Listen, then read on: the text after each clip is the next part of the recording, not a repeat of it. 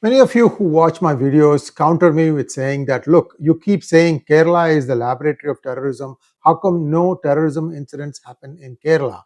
Because they have planned it so. If they decide to, the ISIS, the 𝗏𝗍𝗍, the latest avatar of this, whatever you want to think about it, all these people will start doing terror incidents in Kerala also. It's just a matter of time. Here we are going to talk about one really murderous personality who was from Kerala, Saquib Nachan, and we're going to talk about what happened. He recently died in a hospital, but what was his role in the various blasts that rocked India over the last 20-30 years. This man has a rap sheet my arm length long, and he has been responsible for the deaths of many innocent people. Let's take a quick look at it. A small request to all of you to please like this video, and if you have not already subscribed to our channel, please subscribe to our channel. Here we go. Who was Saquib Nachan?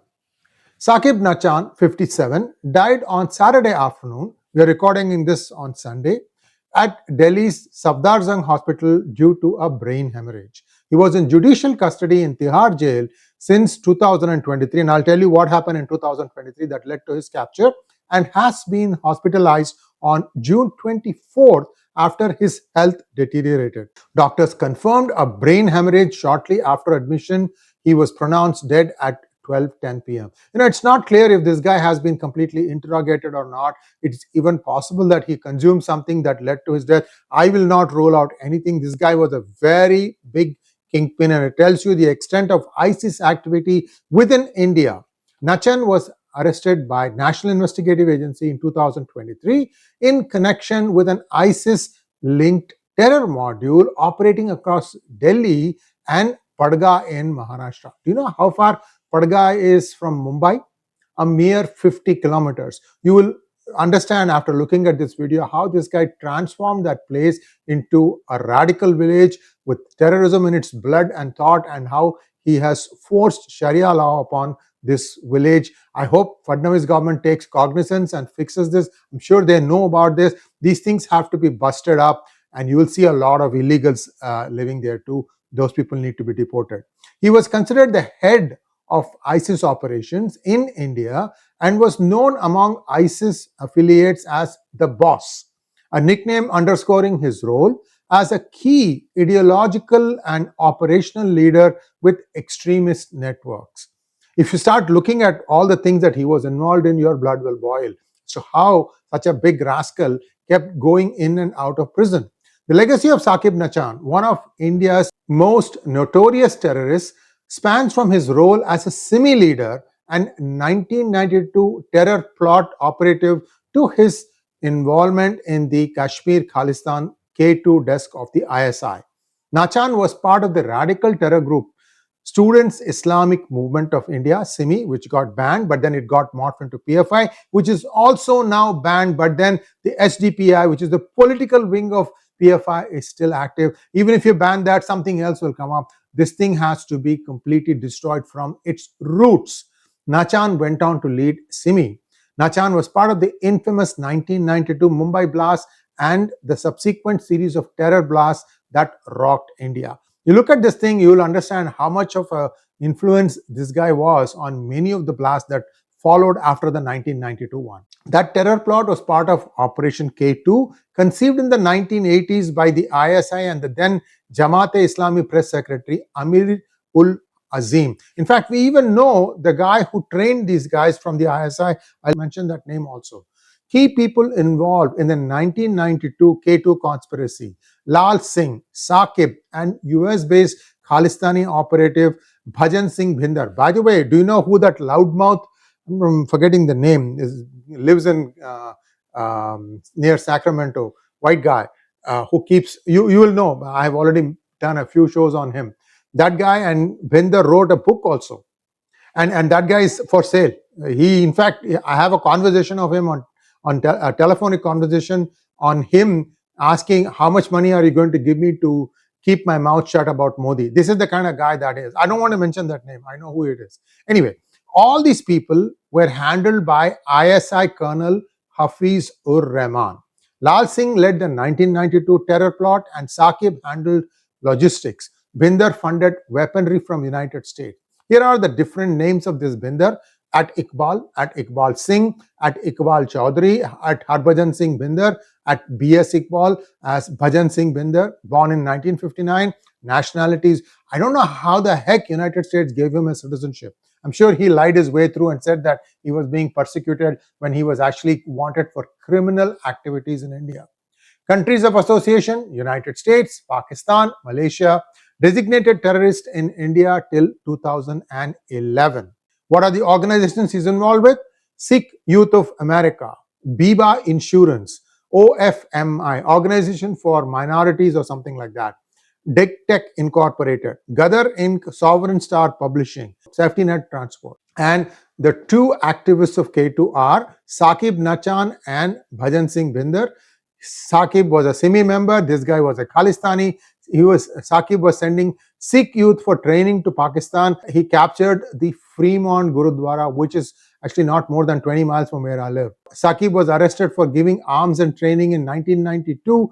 1992, Bhajan Singh Bhinder supplied funds and arms to Lal Singh for carrying out 1992 blast. Disinfo, thank you so much for giving this thing in such vivid details. And they're going to give you the link to the original document. You can go through that, and then the paths diverge, but you can see what each of them did over various periods of time.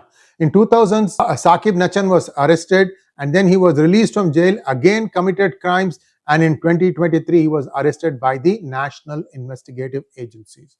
And on this side, on Bhajan Singh Bhinder, he was declared absconding and blacklisted in 1999. And then in 2000, he was associated with DVD piracy. In 2005, he started multiple companies, alleged association with drug trafficking. And then he started rights organizations in 2007, provided ecosystem for multiple fronts with the Indo-American Muslim Chamber, or IAMC, in 2008. So these guys are completely in bed with some of the Islamic organizations, what I call as alphabet soup organizations. The less said, the better about them. Here is Lal Singh. Here are his various aliases, and he was wanted by the FBI. Then what happened? Nachan, along with another Kerala-born SIMI activist, 𝗖𝗍𝙗 Bashir, were radicalizing and recruiting young, unsuspecting minority youth and sending them to Pakistan for training in arms and explosives for future operations during the K2 terror plot. From SIMI leader to an ISIS operative, we are looking at the journey of Saquib Nachan. Arms and explosives to be used for terror attacks were routed to India via Pakistan and funded by Khalistanis from the United States, United Kingdom and Canada via Hawala by Satinderpal Gill in Canada, Mahal Singh Babbars in UK, and Bhajan Singh Bhinder, also known as Iqbal Chaudhary, from the US. So these are all, this is available in one of the documents. You can take a look at that link to get the full story. This is all, convicted. They are all convicted. While that bigger terror plot was averted that time, it led to the arrest of Lal Singh for 1992, and he got imprisoned for 28 years. Saquib Nachan and Mohammad Sharif were sentenced to 10 years in jail following the Supreme Court judgment. We have given you the first page of the Supreme Court judgment. Look at the timeline. Who was the chief minister at that point of time? Okay, then Lal Singh alias Manjit Singh. He is a prime suspect of 1985 Kanishka bombing, planned to kill the then Prime Minister Rajiv Gandhi during his visit to the US, which was foiled by the FBI. In 1988, he was smuggling arms, ammunition and explosives and money for terrorist activities into India. Now in 1988 again, with the help of Joginder Singh Sandhu, he went to Pakistan, came in contact with persons working for ISI in the K2 desk. In 1991, Amirul Azim told him to go to India. In December 1991, he came to India, created hideouts in Ahmedabad, and he was arrested in 1992. Now let's look at Saquib Nachan. Nachan was acquitted in 2001, and soon after his acquittal, he was charged with organizing the triple blasts in 2002 and 2003. What was that? The Mumbai Central Station blast, 25 injured. He was again arrested, sentenced to 10 years in jail. He was released in 2012, but again arrested for murder and released on bail in 2014. Nachan was involved in multiple bomb blasts in Mumbai between 2002 and 3. I told you about Mumbai Central Station blast. There was a Vile Parle blast in Jan 2003 and a Mulund Station blast in March 2003 where 11 were killed and 82 injured. Now, the amazing thing is how he kept getting acquitted. I'm sure he was trying to make the witnesses disappear or made the witnesses turn hostile. Who knows? You see how lax the judiciary has been in the UPA rule. He then returned to his village, took an oath to 𝗔𝙘𝗙𝗍𝗏, recruited youth from Padgha, Borivali and plotted terror across India.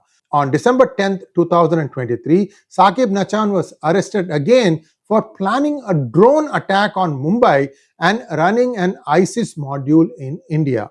His son Shamil Nachan had already been detained for similar extremist activities. Now, if you look at how many attacks this guy has been involved, this is far more than what happened on 26/11.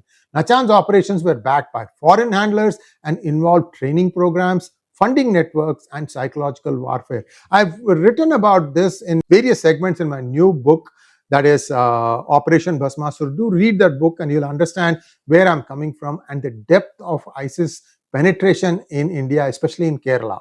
Padgha is only 50 kilometers from Mumbai and it is northeast of Mumbai. It has underwent a radical transformation into a hub of extremism, Islamic extremism.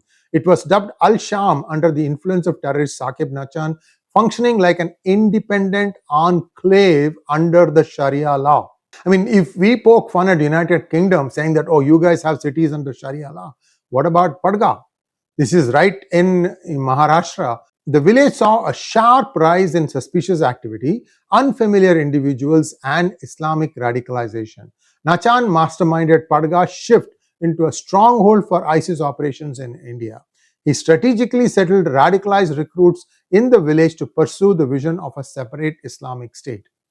Now, he administered Baya, an oath to ISIS Khalifa, recruited youth from Padgha, Borivali, and plotted terror across India, further strengthening the network. A major raid by the National Investigative Agency in Padgha in 2023 exposed a terror module. There were 44 drones, weapon stockpiles, extremist literature, and Israeli flags, all recovered from there, indicating plans to incite greater chaos and violence. The discovery pointed to sophisticated logistics and possible foreign support for planned attacks in Mumbai. Finally, this guy was arrested in December 2023 along with 15 others for their role in ISIS-linked Delhi Padgha module. He played a central role in radicalizing youth and directing the manufacture of IEDs for future terror strikes. The transformation of Padgha into AL-Sham reveals the strategic use of rural enclaves for urban terror planning. So, finally, the guy died, but unfortunately, he never really got convicted for the crimes he committed. And how many more Saquib Nachans are there? Your guess is as good as mine. All I can do by way of my books and videos is highlight this problem, this clear and present danger, the 0.5 inside India. Unless India learns to clean from within, it can't clean without. Why? Because we all keep asking, right, even myself included, why is India not taking any action in Bangladesh? Where? First, take action inside. Fix Mamta Didi's West Bengal. Fix the whole damn thing that is happening there. Then we'll go and fix the other places. I'm hearing that in Bihar, the electoral revisions are being done very strictly and that proof of citizenship is required in order for you to get a voter card. How accurate this is, it remains to be seen. Let's hope that somebody doesn't take money and give a fake voter card. That is something that the Department of Home needs to really keep an eagle eye on. Thanks for watching. Please like, share and subscribe to our channel. Don't forget to click on the bell button for notifications. Namaskar.